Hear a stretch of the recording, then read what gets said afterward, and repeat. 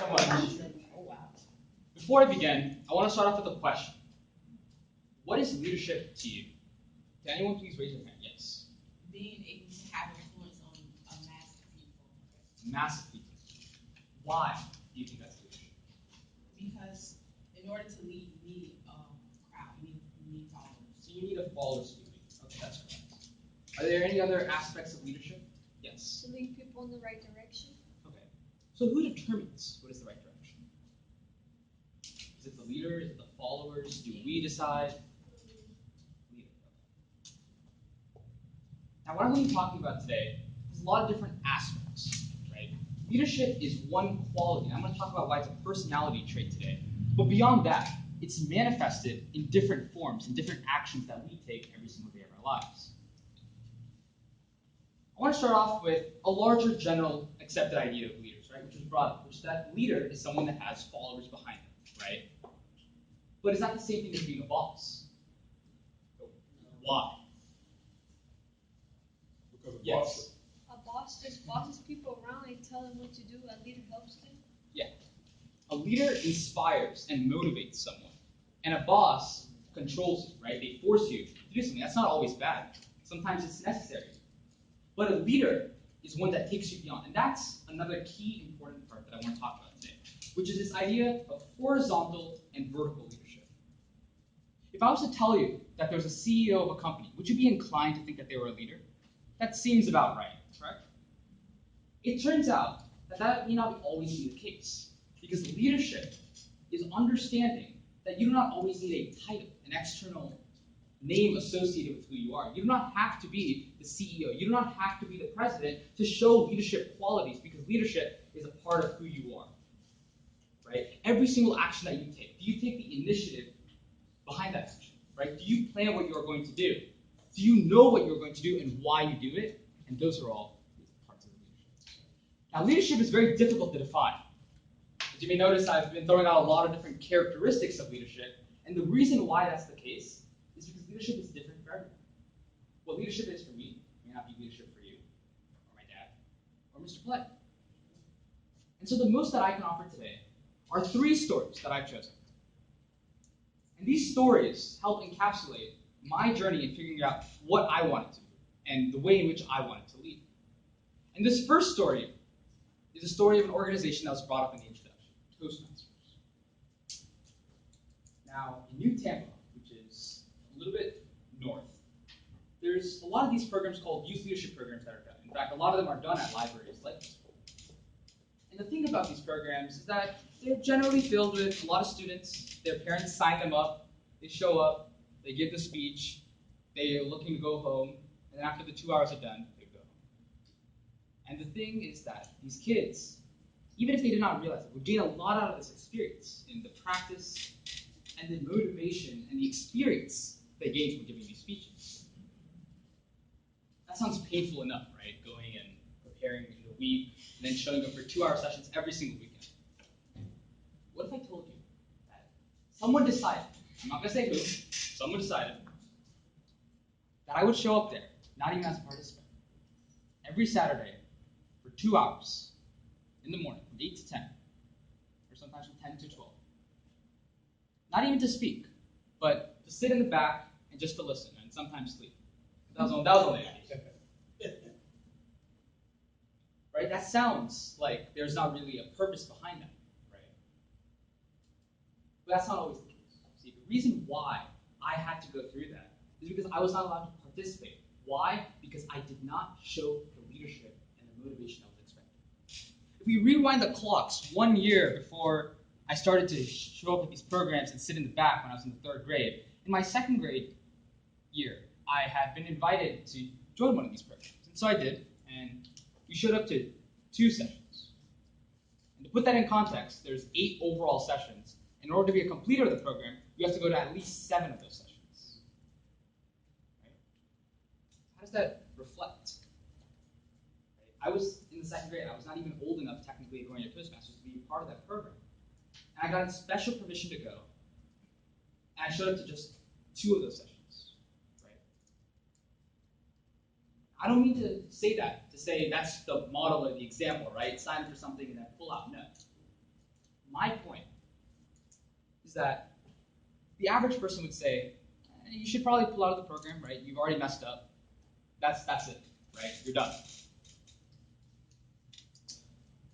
But I decided to continue. So every single Saturday when I was in elementary school, instead of playing games with my friends, instead of buying the newest video game console at the time, anyone remember the Wii or all the new Nintendo Switches and all that? And I would show up and I would listen. I would listen as people came up. They talked about the power behind voice and vocabulary. They talked about body gestures and using the stage. They talked about impromptu speaking, which is where you speak without having any time to prepare. And all of these thoughts started to be absorbed into my mind, right, without me even realizing it. Even as I was sleeping, it turns out that sometimes you listen to what's going on in the background. So in my 8th grade year, I finally got an opportunity to do a youth leadership program. Because in my 2nd grade year, I had only gone to 2. For the next 5 years, from my 2nd to my 7th grade year, I had to sit in the background and watch. And so when I finally got that opportunity to go and speak, I took every chance I had. Every single chance I had to raise my hand, I raised my hand. I raised my hand as soon as I walked in that room, right? Because I wanted to get every single opportunity I could, right? And that is what leadership looked like for me, right? Taking that initiative, that extra step forward, even when you may have already been 2 steps behind. From there, I decided to see, okay, what can I do now that I've done the youth leadership program, right? A lot of kids, what happens is that they do the youth leadership program, then they transition to their regular schoolwork, right? They forget about it. Oh, I have to give a speech in front of my class, presentation. Maybe the skills will come in handy, and then they kind of forget about it. But no, my dad was not going to let me forget about this. What happened was that whenever he was invited to go and speak at a youth leadership program or volunteer, I would be there with him. And sometimes I would go and I would give a speech about impromptu speaking. Sometimes I would go there and I would help out with something. But over the years, my 8th, my 9th, and my 10th grade years, even though I had completed the youth leadership program, even though I showed up to all 8 sessions, I was still sitting in the background, on the couch, waiting. Transition a couple of years beyond that. The man that had started these sort of youth leadership programs, his name is Mr. Vijay Nair. And he decided that he wanted to run to become the District 48 director 2 years ago. So at this conference, I helped him. And when he won, I decided that I wanted to make a larger impact beyond just what I was doing, right? Because I was fortunate to have these sorts of programs going on in my community when there's so many people out there that don't even know such a program exists, that wonder why should we expose our youth to youth leadership? Why is it even worth it at this young age to expose them to ideas of public speaking and communication? I got a question. You said this particular phrase like 3 times within the speech, and I really appreciate it. You said take an initiative. Before you got started, a couple of young ladies said that they wanted to be into public speaking. And so with that being said, the title of my book is Tips, Take an Initiative, Produces Success. Yes. So I want to give someone the opportunity today that if they wanted to get up and speak a little bit about themselves or their passion or whatever brings about something that they're passionate to stand up and take that initiative that you're talking about, I'll donate a book to them today just for taking the initiative because I feel like I got 2 books on you for both of y'all, so we'll do that. So I want to thank y'all for taking the opportunity to take an initiative. Yeah. Round of applause. Yeah.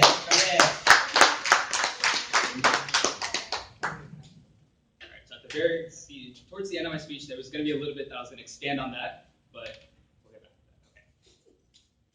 So when this man won, I decided that I wanted to bring this about to the rest of the community, right? Not just within my one area, not just within that one library, not just within that one room, right? For just a random few, but to make it larger, right? To spread the impact and awareness. And so I asked, can I become the District 48 Leadership Ambassador? I said, can I get a position that will give me some authority, that will give me some sort of ethos, some credibility behind what I am saying? And they came back and they said, no other district has that position, right? No one else has that. Why should we give it to you? Right? What makes you think that you should get it? Why should we invent this? So I took a step back and I said, fair point. But I didn't stop volunteering. No. I continued to go. I continued to do these sorts of youth leadership programs. And then finally, this year, I officially got recognized with a badge, with an email, with business cards. But you know what? None of that matters. Right? Those are all side rewards. Great, I have a business card. Good. But does that change anything? Right? When I shake someone's hand, I feel a little bit better because I can give them a business card. Right? But that does not matter. Right? This goes back to the idea of horizontal and vertical leadership. Right? We get caught up in, oh, I want to be the president of this club. Oh, I want to start this organization.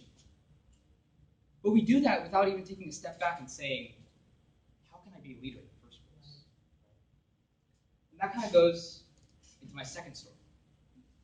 Now, this story is a story similar to the other one that started with failure and ended with not failure. That's all. When I was in middle school, I went to a school called Williams Middle Back. Has anyone ever heard of that before? And so there, even more than sports, even more than our football team, the thing that everyone wanted to get into, all of my friends talked about, was this organization called Modern United Nations. Has anyone ever heard of it? Has anyone heard of the United Nations? Can anyone tell me what the United Nations do? Go ahead, Henry. Do you know what the United Nations does? No. Okay. Let's take a guess. It's a united group of nations. What does that mean that they do? They all come together. They all come together, right? They come together, they talk about important global issues, right? And they try to solve it amongst themselves. The group Modern United Nations was an organization that was started a long time ago.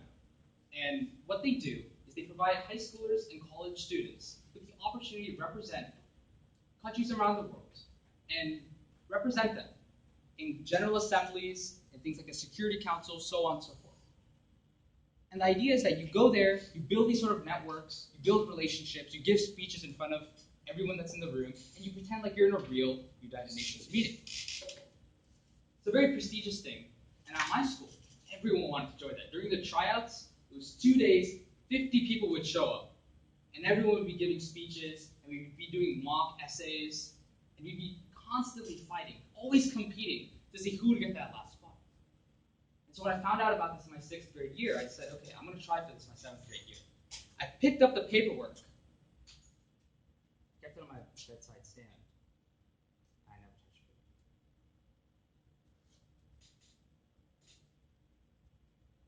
Has anyone ever done that before? You set your sights on something. You say, I want to do it. And then you just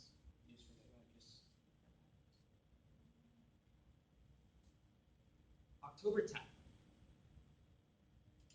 still remember that day because that was the day in the morning of the carpool. My friends asked me, did you fill out the paperwork? Did you write the essay? Do you have a speech memorized? And I just looked at them and I said, for what? That paper's still there on my bedside stand today. Slowly accumulating dust, although I'll probably have to move it sometime before I get too sick. And that paper is representing something. Right? It represents those lost opportunities that we have. Right? What was the one thing that was missing? The one thing that was missing is that key word here. Initiative. I had a goal. We can all set goals. I can say to you, I want to be the CEO of this organization, right? We can set those goals of vertical leadership. But to get there, we must show the traits of horizontal leadership, right? You have to show that you are the one with the traits required to get to that position in the first place. So I came home that day and I told my parents I missed out on something. And of course they were angry, right? Why was it that I had the paperwork and I just didn't do it, right? The night before, I'd just been playing on my brand new Wii for like 5 hours instead of completing this paperwork, right? Which would have only taken me an hour or two. And they said, you wanted it, right? And I said, yeah. And they said, well, can you do it next year? So I did. I picked up the paperwork that day itself. Of course, they would only let you turn it in the next school year, but over the summer, that first week of summer, I wrote out my essay, twice as long as it needed to be. It was 5,000 words instead of the mandatory 2,500. And then I I turned in my paperwork on that very first day of school, well before it was due, right? In fact, my teacher told me to keep it until the day of the trial because he didn't want to lose it, right? Because I was so angry at myself, right? Not angry at someone else, not angry at my parents, not angry at anything else, but I was angry at myself. That I would get this paperwork and I would just not take action. And so in that year, I was always there for every single practice. We would meet every single day of the week, except for Monday, because Monday was like one day off. On Tuesday, after I was done with all my schoolwork, we'd go to the library at school. We'd practice for an hour and a half, 2 hours, and then I'd come home and I'd finish the rest of my schoolwork. And I would do this every single day, from October until March. Even over winter break, I was watching videos of the United Nations. Right? It was something that never ended for me. Right? Because I had internalized it. Even though I hadn't really done anything, I hadn't won anything, I had not even completed the paperwork the year before, there was no promise of success. I wanted this. Right? I wasn't going to let anyone else. And so that year when I went, I managed to win first place and get the best delegation in a room full of 400 students representing the country of Brunei Darussalam, which is a little country in Southeast Asia, in the General Assembly 1, which deals with military securitization in space. I know, right? What a weird topic. That's exactly what I was thinking too. But the reason why I bring that story up is because there's just a gap at my house that says best delegation, right? And that's vertical leadership, right? It's a title, it's a prize, it's an award. But that's not why you do it. You do it for the experience. You do it for the growth and self-learning that you get from doing that experience, right? You never chase the reward, right? You never look for the money in what you're doing. You never look for the thank you behind what you're doing. No, you do it because it needs to be done. And if you get that, great, right? All the best. But if you don't, that never stops. My third story is similar to these previous two, but it's not about another separate organization. It's about academics.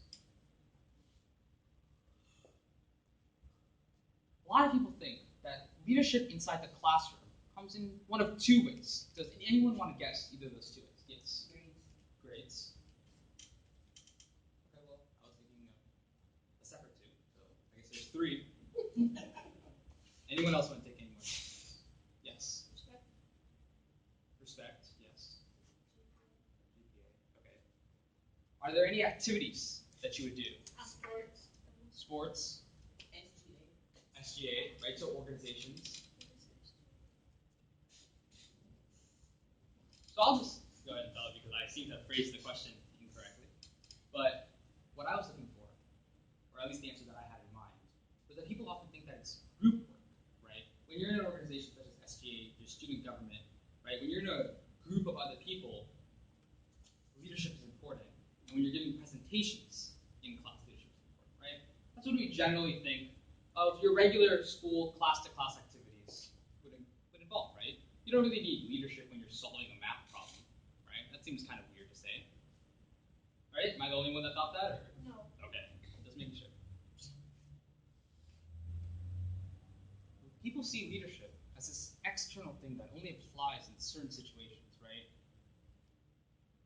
But here's the big thing that I really want to draw a distinction between, right?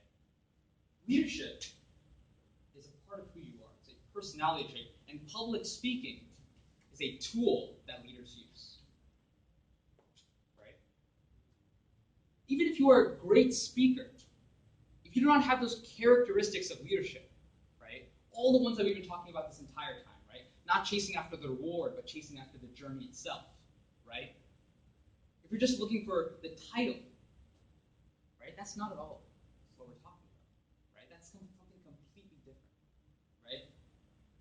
You are looking for something that needs to be done because it needs to be done. No other reason, right? Whether it's getting involved in your community, getting involved in your school, or even if it's something, as was mentioned, with your grades, your GPA, leadership is taking responsibility, taking the initiative for your own actions, right? You own your actions, right? When I was younger, I had a little bit of difficulty with teachers and administration in my schools.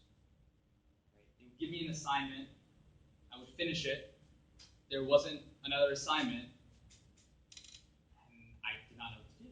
So days turned into months, turned into years, and somehow I found myself throwing things across the room. Right? And obviously that's not appropriate in any circumstance or any situation. Now, out of all of this, the grave misunderstanding that I had was that I was not taking responsibility for my actions. Right? I didn't see my actions, or me, myself, to be the cause of my actions.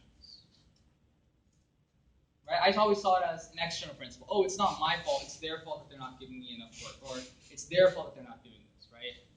And it eventually culminated in me being required to leave the school after my 3rd grade year. Now again, we all have these moments where we're told no, right? When we're told that this may not be the path that is intended for us, right? Those discouraging moments. But the most important thing that you can do is you have to have faith, right? Now, it doesn't matter what you have faith in, right? All what matters is that you have faith that you will go where you are supposed to go. If you keep your head up and you keep on doing things right.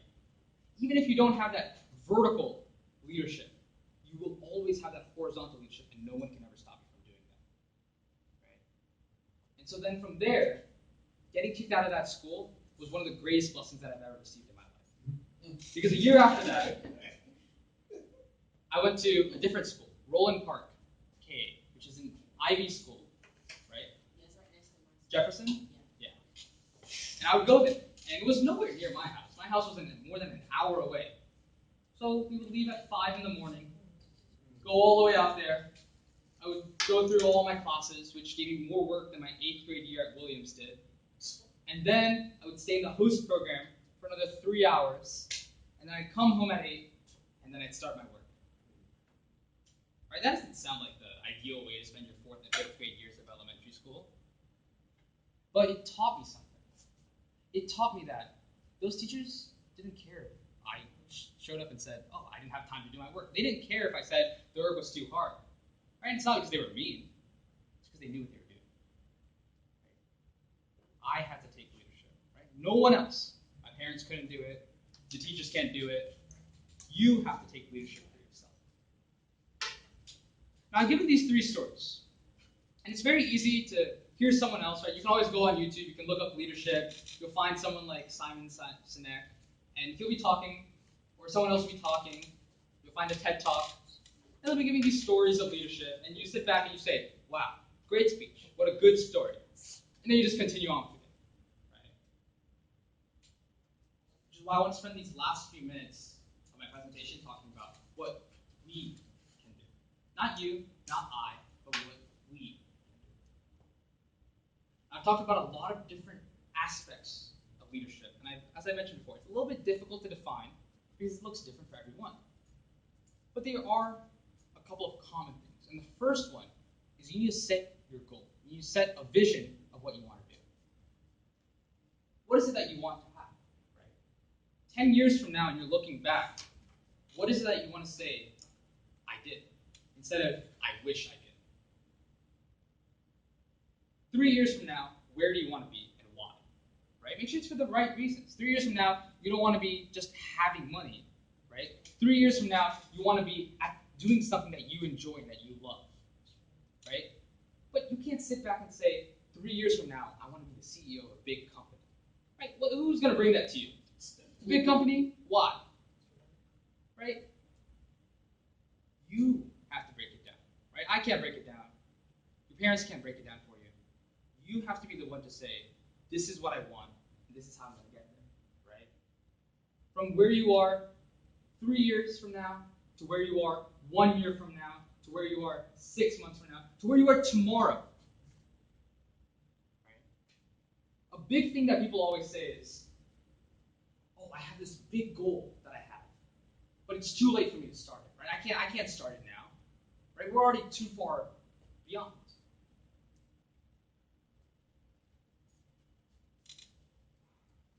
The best time to plant a tree. Does anyone know what time that is? Summer. The best time to plant a tree is 20 years ago. 20 years ago. A couple years from now, you will be.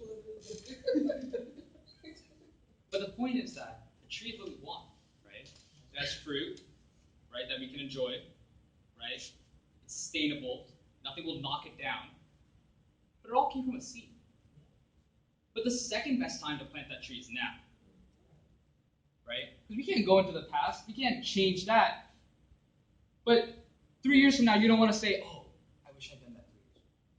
Right? Just like how you're saying right now.